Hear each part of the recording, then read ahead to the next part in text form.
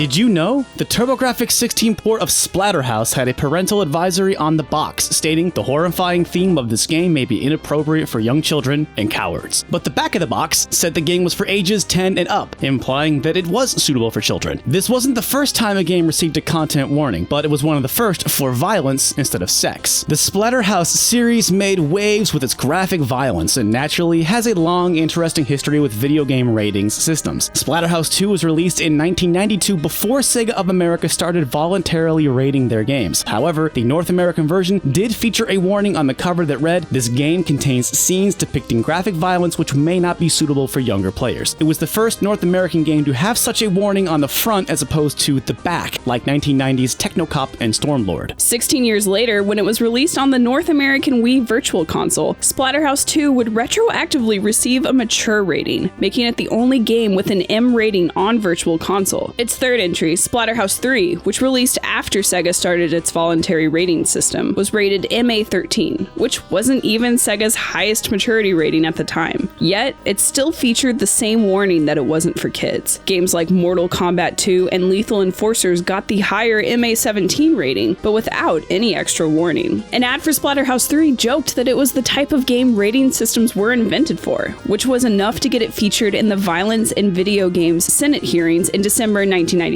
It includes deadly new weapons, 6 levels of monster bashing mayhem, and killer special moves. It's kind of incredible that this is the only mention Splatterhouse got in the hearing, considering it's a series that lets the player cut demon fetuses with a chainsaw. While the Splatterhouse series is of course violent, it's important to note that players never kill any people or humans in the series, at least none that aren't already possessed by otherworldly evil. There are 5 games in the Splatterhouse series, including Splatterhouses 1 through 3, the 2010 reboot, and Splatterhouse Wanpaku Graffiti, a chibi spin-off for the Famicom. Wanpaku, which literally means naughty or mischievous in Japanese, includes spoofs of American horror culture and some choice English dialogue like, "Be garbage of cesspool, ha ha ha ha." Though it remains the only major entry to never see release in the West, it must have impressed Namco as the game's developer, now Production Co., was given the keys to the series 3 years later for Splatterhouses 2 and 3. Splatterhouse has seen its fair share of voluntary censorship. The arcade version of the original Splatterhouse features a fight in a church and other religious imagery that was taken out of the TurboGrafx 16 port. The port also features less blood and gore, but that's more likely due to the graphical limitations of the console, as these changes are also present in the Japanese PC Engine version. Other differences include a reduced frame count for enemy animations, missing or compressed sound effects, and other minor gameplay differences. For example, the TurboGrafx Rick has a bigger hitbox, can hit enemies further back, and is rewarded 2 hearts after completing a level instead of the arcade's single heart. The game was also ported to the little-known Japanese system, the FM Towns Marty, which is a near-arcade perfect port. It was also given a Tiger Electronic handheld port and an iOS port, which featured an exclusive endless mode called Splatter Rush.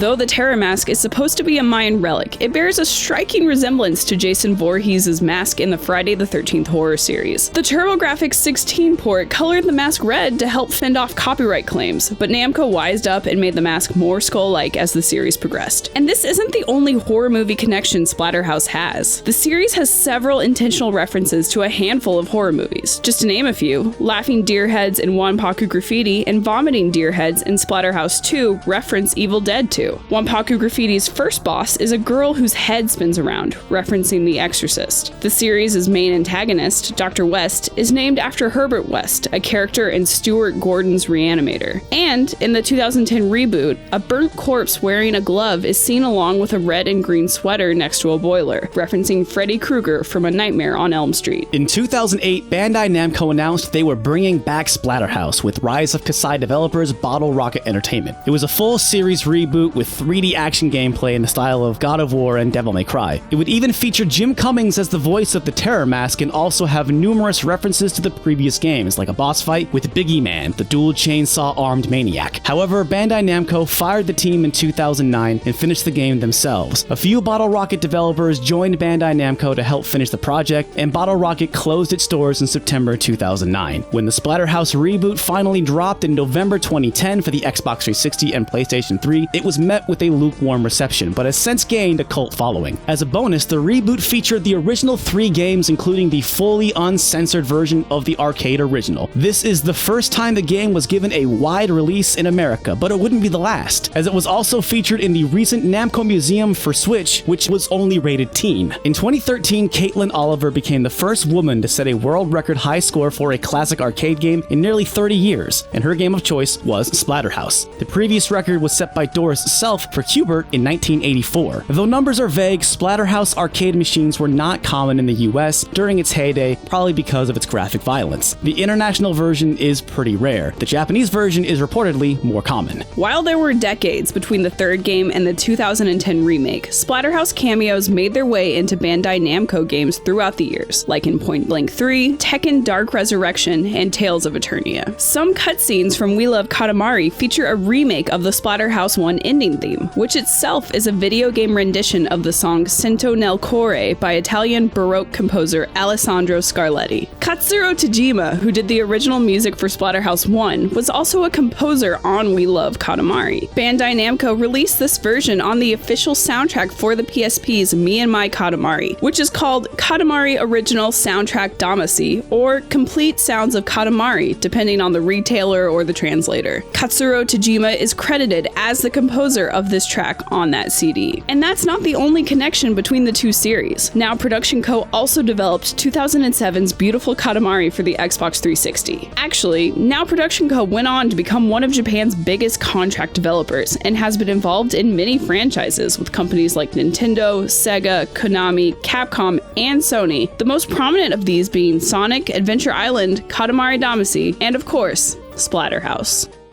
Did you also know that Castlevania Symphony of the Night started out as a different Sega 32X Castlevania game? For more horror game facts, check out this Did You Know Gaming video on Castlevania. We are Stop Skeletons from Fighting. If you want to see more of us, check out our video on how the Xbox brand survived the Xbox 360 Red Ring of Death. Thank you so much for watching.